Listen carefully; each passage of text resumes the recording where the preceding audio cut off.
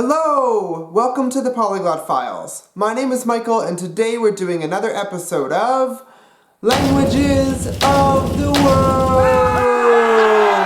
In the previous episode of Languages of the World, I asked you to log onto my website, www.thepolyglotfiles.com, to vote for the country that I would focus on today. The results were so close, and even though the winner of that poll is the subject of today's video, India, stay tuned because the next episode of Languages of the World will be Spain. As you probably already knew, India is a vast and diverse country with a very intricate and complicated history. As of 2017, there was an estimated 1.3 billion people living in India, making it the second most populated country on Earth. On an official level, Article 343 of the official Indian Constitution names Hindi as an official language of India. However, that same constitution also names English. The constitution does go on to name some other 22 languages as scheduled languages, and it also names 6 languages as classical languages. Despite this, according to the 2001 Census of India, there are some 1,700 languages spoken, 30 of which have 1 million or more speakers. Okay, but that's enough math. The languages spoken in India can generally be divided into 2 separate groups. There are the Indo-Aryan languages, which come from the Indo-European language family, and also the Dravidian languages, which are a separate language family all on their own. It is estimated that 75% of India's population speaks a language that is an Indo-Aryan language, and 20% of the Indian population speaks a language that is a Dravidian language.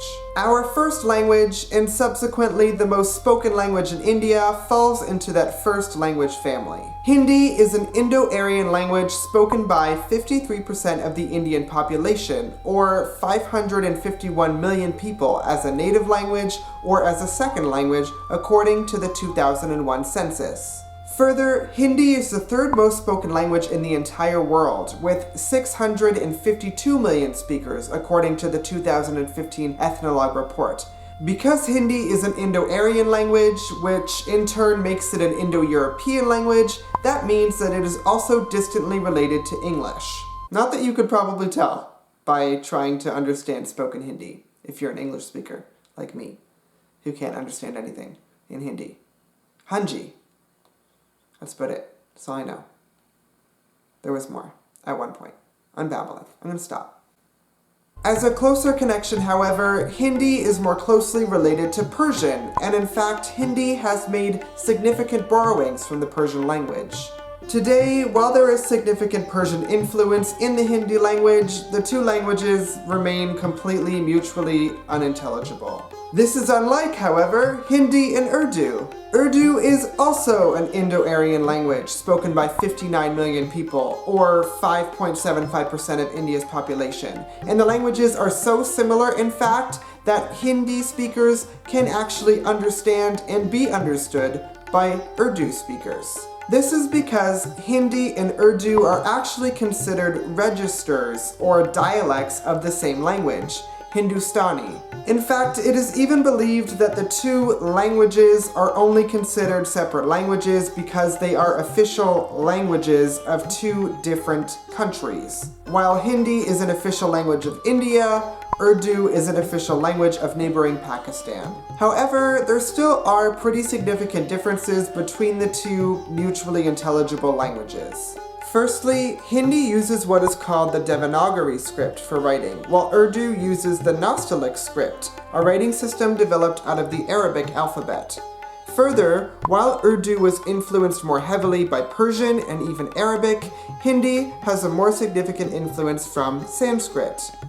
Speaking of Sanskrit, you may remember that I spoke about Sanskrit in a previous video where I tried to find the origin of all Indo-European languages. In that video, I stated that Sanskrit was a very old language that at one time was thought to be completely extinct. I also said that today, Sanskrit was spoken by about 14,000 speakers natively, and that made a lot of people really mad. Well, at risk of throwing gas onto the fire, according to the 2001 Census of India, there are 14,000 native speakers of Sanskrit. I'm sorry, I didn't make up the census data, I just reported it. Maybe Sanskrit is actually extinct and 14,000 people are lying, but I don't live in India, so I'll never know for sure. Don't kill me. Okay, moving on.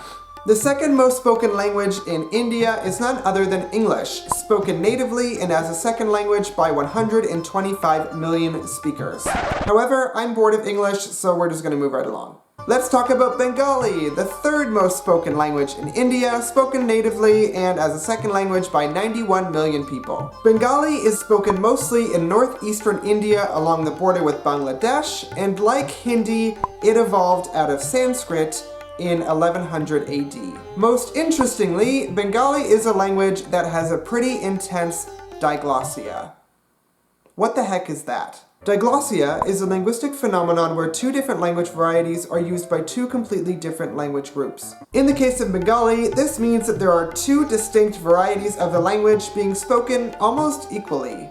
The first form of standard colloquial Bengali is one that employs more Sanskrit origin words, and it is used mostly by Hindu speakers. The second form of Bengali employs mostly Arabic origin words, and this is used mostly by Muslim speakers. For example, there are two forms of the word bath in Bengali. It would be this one if you spoke with a Hindu speaker, whereas it might be this one if you spoke with a Muslim. Other examples of this variation include the word invitation and also the word light.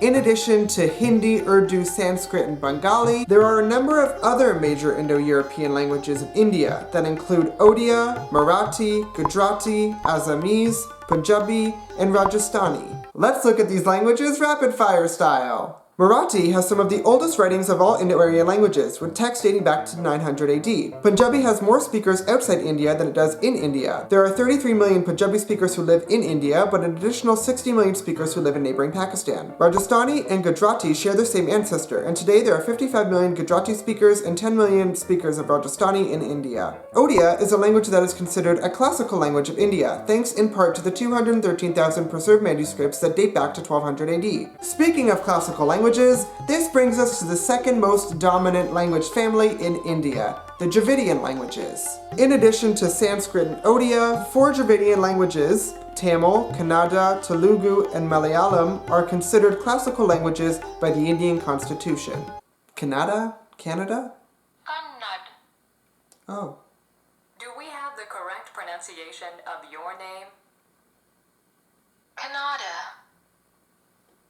So what is it? Is it Kannada or Kannada? Leave a comment. This is confusing. The Dravidian languages are spoken by about 220 million people in India. And while there have been proposed connections to other languages, such as Japanese and Korean and the languages of the Uralic language family, I'll take language family theory.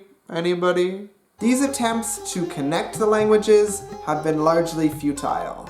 Some of the defining features of the Dravidian languages are a subject-object-verb-word order, and many of the languages feature two grammatical numbers, singular and plural. The most spoken Dravidian languages in India are Telugu, spoken by about 79.2 million people, and Tamil, spoken by about 70 million people. Tamil is thought to be one of the longest surviving ancient languages. Tamil's literature, notably Sangam literature, is widely known and still read today. Other widely spoken Dravidian languages are Kannada, spoken by about 40 million people, and Malayalam, spoken by 38 million people. Lastly, India is home to a number of language isolates. This means that a language has no seeming relation to any other language in the area, or even any other language around the world. One of them, Nihali, is an endangered language with less than 2,000 speakers. The biggest risk to the Nihali language, in addition to the fact that not many people are speaking it anymore, is also that the language has adopted a number of words from neighboring languages, and it has thus diluted its own vocabulary. It is estimated that 35% of the words in Nihali have been borrowed from a Dravidian language, and a further 25% of the words in Nihali have been borrowed from Korku, a neighboring Austroasiatic language spoken in eastern India. As I stated earlier, India is home to literally thousands of languages, and I couldn't possibly name them all in one single YouTube video. If you happen to speak a language or know of a language that I didn't mention in this video, or even a language that I did mention in this video, leave me a comment below. I'd love to learn about it. While you're doing that, don't forget to like, comment, and subscribe, and also check me out on social media. I have a Facebook, Twitter, and Instagram. As usual, thank you so much for watching the Polyglot Files, and I will see you next time. Goodbye!